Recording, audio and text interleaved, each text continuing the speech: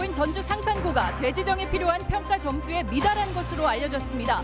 전북교육청은 내일 오전 평가 결과를 공식 발표합니다.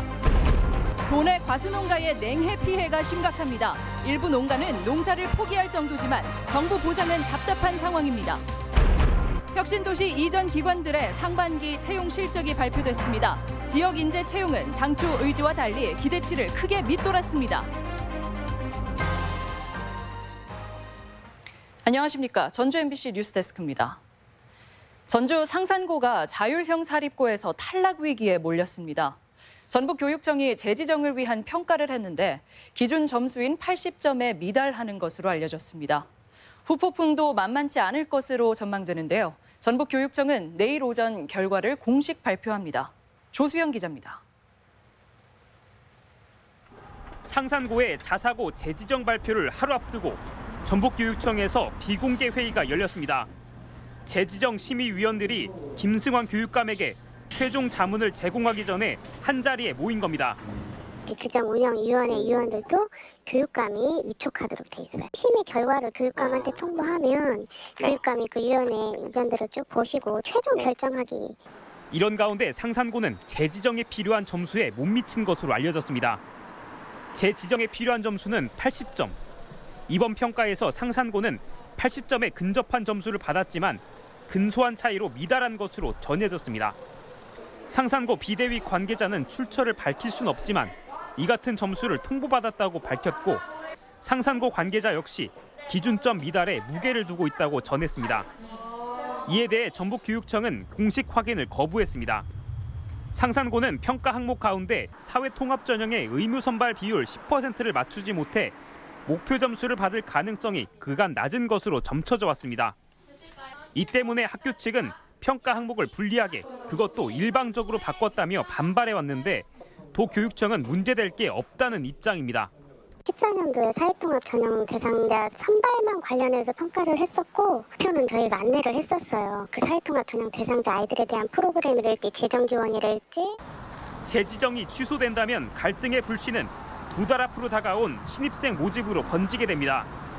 도교육청은 이 경우 상산고가 일반고 신입생을 뽑아야 한다는 입장입니다. 반대로 상산고는 행정소송은 물론 법원에 집행정지 신청을 통해 자사고 지위를 당분간 유지할 수 있다고 보고 있습니다.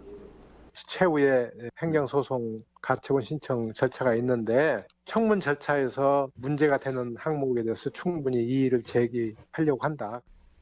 전북교육청은 내일 오전 11시 평가 결과를 발표할 예정이며 상산고는 교육청 발표를 지켜본 뒤 기자회견을 연다는 계획입니다. MBC 뉴스 조수영입니다. 제자들에게 갑질을 일삼아온 전북대 무용과 교수가 재판에 넘겨졌습니다. 해당 교수는 제자들의 장학금을 가로채는가 하면 반발하는 학생에게는 학점을 빵점을 주겠다며 협박까지 한 것으로 드러났습니다. 박연선 기자입니다. 전북대 무용학과 A 교수가 운영하는 한 사단법인 무용단의 공연 모습입니다. 한복을 갖춰 입은 무용수들이 전통 선율에 맞춰 춤사위를 선보입니다. 흠잡을 데 없는 공연이지만 무용단에 가입한 것도 무대에 오른 것도 학생들의 의사가 아니었습니다. 그 학과만의 규칙을 교수가 만들어서 몇 회 공연을 채우지 않으면 졸업을 못한다라는 서약서 같은 걸 쓰게 만들고요. 본인들의 의사에 반해서. 갑질은 이뿐만이 아니었습니다. 검찰에 따르면 A 교수는 학생들에게 생활비 명목으로 장학금을 신청하게 한 뒤 계좌에 입금된 2천만 원을 빼돌려 자기 무용단 의상 제작에 썼습니다. 반기를 드는 학생들에게는 학점을 빌미로 협박까지 했습니다. 피해 학생이 와서 저한테 말도 했었고 너 0점 준다고. 너 빵점이야. 너 이렇게 하면 내가 빵점 줄 거야. 그러니까 자기 말 안 듣고. 검찰에 따르면 A 교수는 학생 동원 문제가 불거지자 되려 피해자들이 자발적으로 참여했다는 취지의 사실 확인서를 만들어 서명을 강요했습니다. 해당 교수의 입장을 듣기 위해 기자가 여러 차례 연락을 시도했지만 답변은 듣지 못했습니다. 검찰은 A 교수를 사기와 강요 등의 혐의로 불구속 기소하고 전북대 측이 징계할 수 있도록 범죄 사실을 통보했습니다. MBC 뉴스 박연선입니다. 지난 봄 꽃샘 추위가 예년보다 심했는데 당시 낮은 기온은 과수농가의 심각한 냉해 피해로 나타나고 있습니다. 아예 농사를 포기한 곳까지 속출하고 있지만 정부 보상은 일부 시군에 그칠 것으로 보입니다. 강동엽 기자입니다. 출하 시기가 임박한 남원의 한 포도밭입니다. 이맘때쯤이면 나무마다 포도가 풍성하게 달려야 하지만 어찌된 일인지 줄기에는 열매가 없어 횡합니다. 그나마 포도가 열린 것도 크기가 작고 볼품도 없어 보입니다. 나무가 냉해를 입어 이처럼 수정 자체가 제대로 되지 않으면서 큰 피해를 입은 겁니다.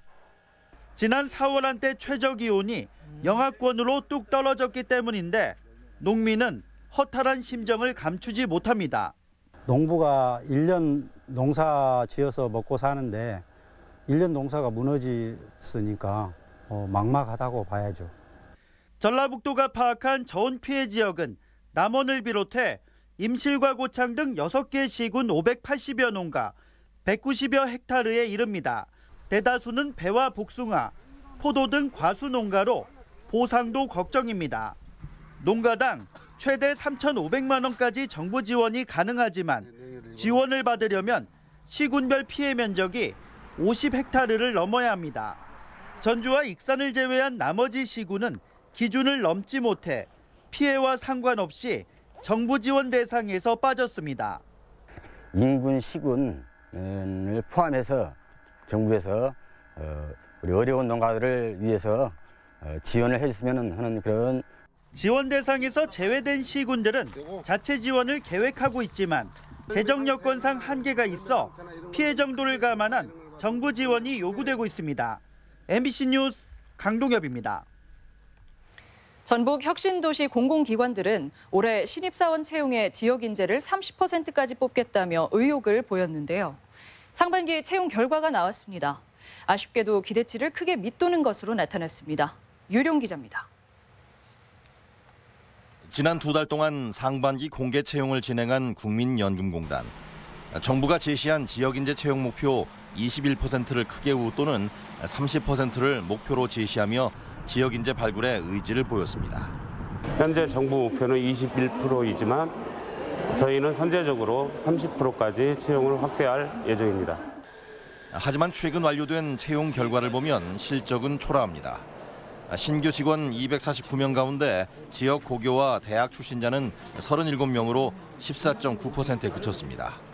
공단 측은 3점의 가산점을 부여해 지역 출신 26명에게 특혜를 제공했지만 30%를 맞추기에는 역부족이었다는 설명입니다. 저희 30% 목표제는 걸긴 했는데요. 최종 합격선 마이너스 3점 이내에 들어오는 경우에 대해서 다 끌어올리려고 했는데 그 안에 합격선에 도달하는 지역 인재가 없어가지고. 전기안전공사 역시 올 상반기에 100여 명을 채용했지만 지역 인재는 거의 없습니다. 광역시도 단위 지역본부별로 필요 인원을 선발하는 식으로 의무 채용을 회피했습니다. 반면 국토정보공사는 의무 채용 비율 21%를 넘겨 대조를 보입니다.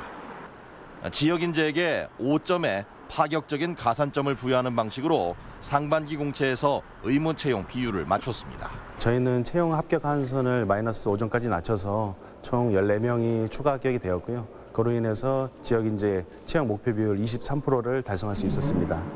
2022년까지 30%를 채용하라는 정부 지침에도 불구하고 기관마다 제각각인 상황. 공공기관 채용 제도를 정비하는 한편 맞춤형 인재를 육성하는 지역사회의 노력 역시 시급해 보입니다. MBC 뉴스 유룡입니다. 육군이 순창 쌍치면 일대에서 6.25 전쟁 전사자 유해 발굴에 나섰습니다. 적극적인 유해 발굴 추진에 환영의 목소리가 높지만 직접 전쟁의 참상을 겪었던 주민들의 시선은 다소 복잡했습니다. 허현호 기자입니다. 순창 쌍치면에 사는 김광호 씨는 67년 전 마을 야산에서 벌어진 전투를 생생히 기억합니다. 어린 나이에 겪은 전쟁의 참상은 김 씨를 아직도 괴롭히고 있습니다. 말하자면 빨치산이 벽을 뺏은 거예요. 3번 만에 뺏은 거예요. 그게 경찰이 못 이기고 후퇴를 했지. 뭐 수백 명 죽어버렸어요. 그때 당시에. 전북 순창 쌍치면은 6.25 전쟁 당시 국군이 2차례에 걸쳐 빨치산 토벌 작전을 벌였던 곳입니다. 육군 35사단은 주민 제보를 토대로 전암리 야산에서 전사자 유해 발굴에 나섰습니다. 이곳에는 6.25 전쟁 당시 썼던 참호가 그대로 남아 있습니다.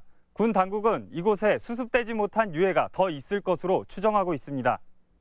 2년 전부터 시작된 조사에서 이미 유해 세구와 유품 1,300여 점을 찾았는데 올해는 범위를 넓혀 본격적인 발굴에 나섭니다. 저희 장병들은 선배님들의 머리카락 한 올, 유골 한 조각이라도 끝까지 찾아서 사랑하는 가족품으로 보내드릴 수 있도록 혼신의 노력을 다하겠습니다. 군 당국의 적극적인 발굴에 참전 유공자들은 환영하고 있습니다. 그야말로 전우를 다시 부모님 품으로 그만 돌려드린다면 얼마나 발굴단에 대해서 감사 말씀을 드리겠죠. 하지만 쌍치면 주민들의 마음은 복잡합니다.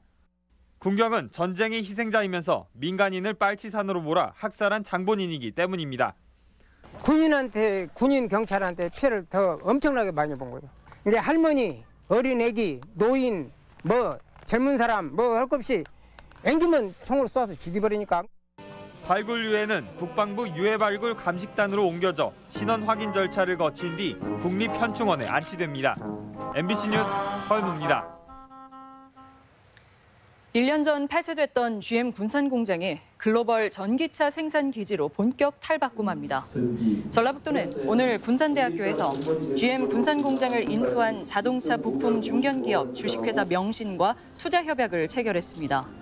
명신은 이에 따라 2,550억 원을 투자해 GM 군산 공장을 재가동한 뒤 2025년까지 연간 15만 대의 친환경 전기차를 생산하고 전라북도는 투자 인센티브 등의 행정적, 재정적 지원을 하게 됩니다.